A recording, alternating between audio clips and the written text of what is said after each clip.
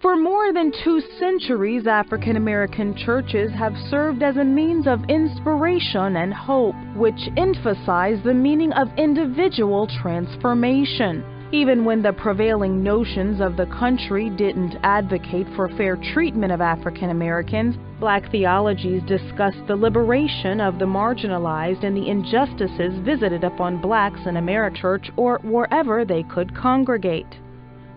As long as there were people, there was church. When you enter someone's home and gathered at the table, communion was every time you do this in remembrance of me. The actual partaking and choosing to worship no matter where you are.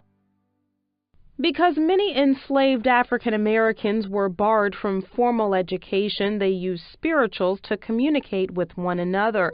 For example, a spiritual like Swing Low, Sweet Chariot was used along the Underground Railroad to help transport people out of bondage to the North. The musics could be used as a way of communicating among other slaves. For example, the time or the place for a slave to run away, to get away from the plantation, to remove themselves from the slavery and bondage. There is one spiritual, Run Mary Run, I say, you've got a right to the tree of life, that fits into that category.